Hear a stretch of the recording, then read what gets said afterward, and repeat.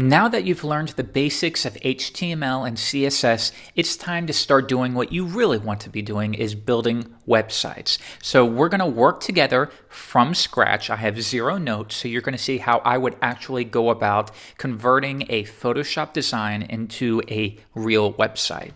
So for our design, I visited themeforest.net. This is a place you can go to purchase themes, anything from a WordPress theme to a HTML and CSS theme. And you can also purchase PSDs, and that's what I like to do. If you're not much of a designer, you can come here, find the PSDs, and by PSD I mean Photoshop files for design, convert it yourself, and then you don't have to worry about your design skills. So this one was created by Khalis Taid. Coincidentally, he is the CEO of Envato. So if we want to take a look at what we're getting, you see it's very simple. It looks like it's a grid-based, but it's nice and clean and perfect for what we need. So I will now purchase this, and I'm going to use my prepaid credit because I already have an account with ThemeForest. Next, I'm going to open up the zip file that I received, and you can see he has a handful of files here. Now he has white and black themes. We're not going to do black. I'm going to stick with white. So let's take a look at each one. Here's the home page, services, and work. So let's start simply by converting home. So now to keep this cohesive, I'm going to open up our new project directory where I have the basic skeleton that we've learned to use. And I'm going to create a new folder called PSDs. That way we can always refer to them. And I'll take these and drag them in. There we are, and now we're all set to get going. So these next tutorials are going to assume that you do have Photoshop, Adobe Photoshop installed. It's not free. However, if you visit adobe.com and browse to the download section, you can get a 30-day trial if you don't have it but want to work along. And if you do intend on sticking with web design, I really recommend that you go ahead and make that purchase, even though it is expensive, because it is the default for all web designers. So first, I'm going to take home.psd and open it in Photoshop. Now, don't worry if you don't have much experience with Photoshop. I'm going to work through each step, but I will assume you have a modest understanding of, for example, the move tool will allow me to move my canvas and things like that. So if you're not familiar with it, just follow along and it should begin to click eventually. So the way we convert a PSD to HTML is first, we don't slice anything out. We begin by creating our HTML as we always have. So this is a good point to start analyzing how we would create the markup for this. As I see things, we have a header at the very top.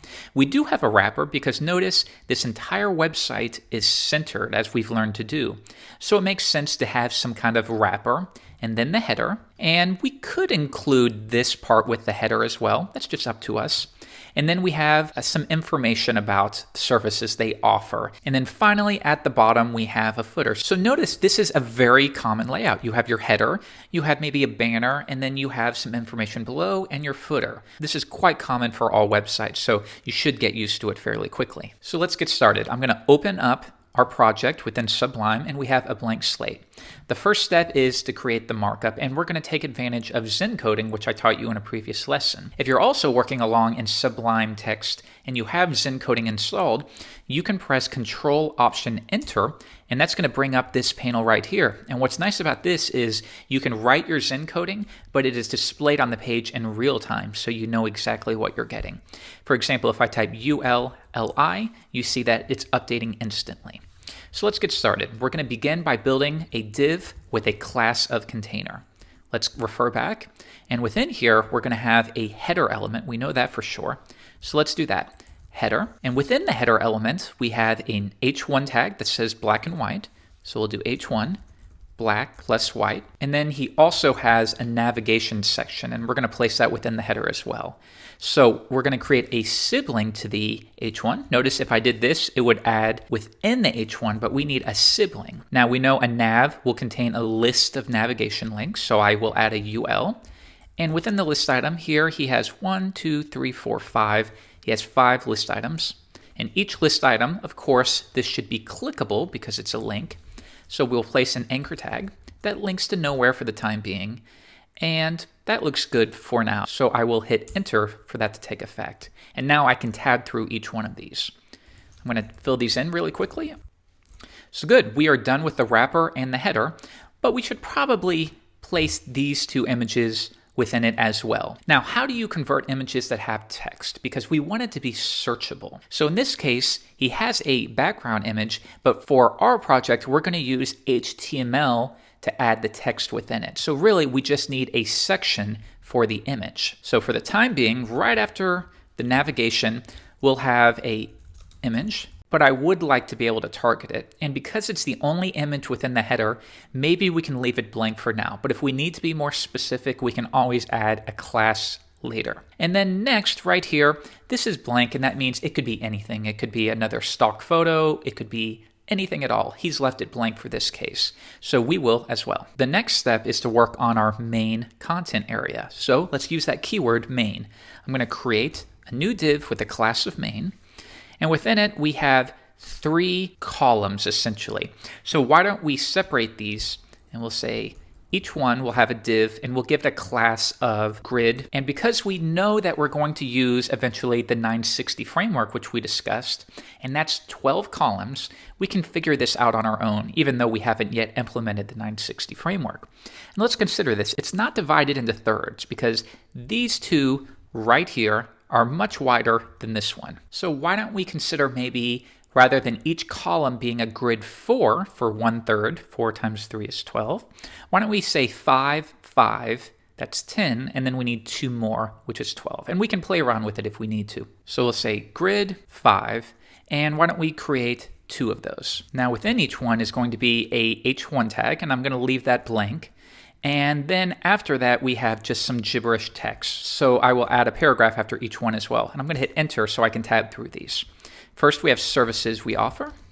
And within here, we're going to add some lorem text. And the same thing for how we work. Notice it's just a matter of going back and forth and converting it. So now let's do this last one. And this is a quote. So I can either press the letter T or click right here to select the text tool.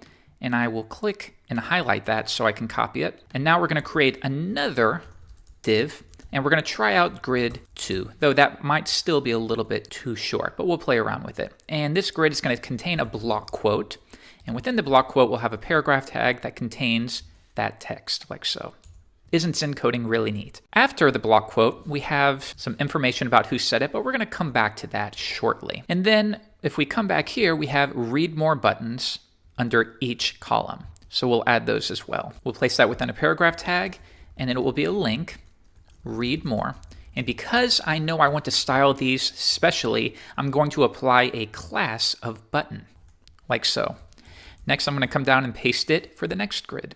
Notice I haven't yet even looked at this in the browser. I don't need to. Now we're going to copy this, and why don't we just grab all of this text and place it in like so. And because he had 2 paragraphs, I'm going to make sure that I do the same as well. There we are, that looks clean. And he has the exact same thing for the second column. So we'll do it once again, and I'll copy and paste that in. And in this case, it looks like he has 1 more at the bottom. It doesn't really matter. This is dummy text. It's simply a way to represent what a real website would look like. All right, and that section is done. So now let's take care of the footer. And all he has here is black and white themes via Theme Forest.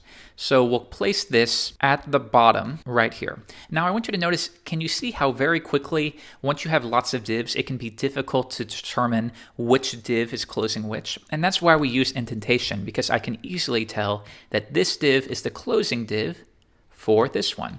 However, if you need more, perhaps you can't see what this one closes, you're always welcome to add comments. And we do that with this syntax. And within the middle, you can say end container. This is purely preference. I sometimes do it if I find that I'm forgetting what a closing element is. Now, right here, let's add our footer. And within the footer, I'll scroll down just a touch.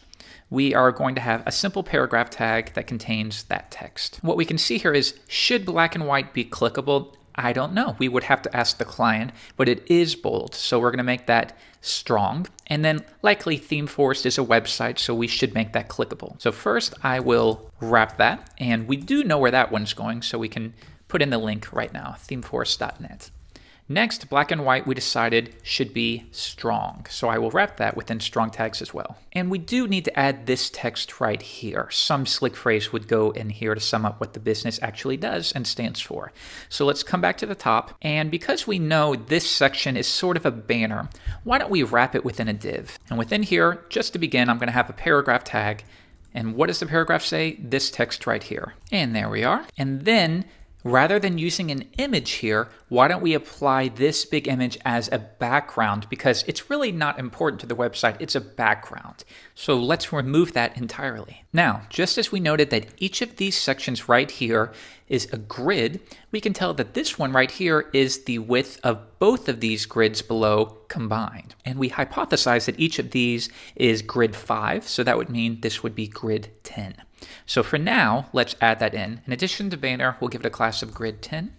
And we also know from working with 960 in the previous lesson that the wrapping class should be container 12. Then after this, we can have our empty box, and we'll place it right after it, div grid 2. And we'll just leave that blank because presumably it would be filled with some text or images or links. But we don't know what it is for our hypothetical client, so we're going to leave it blank and then they can tell us later. All right, so this looks good for our home page. We did it fairly quickly. Now is the point when we get to view it in the browser. And here we are, and you can see nice and clean markup. Looks perfect. This is what you want to see, because you always think, if I were to disable CSS and JavaScript and images, would my website still be understood by the reader? And in this case, absolutely. So in the next lesson, we're going to get started slicing our PSD.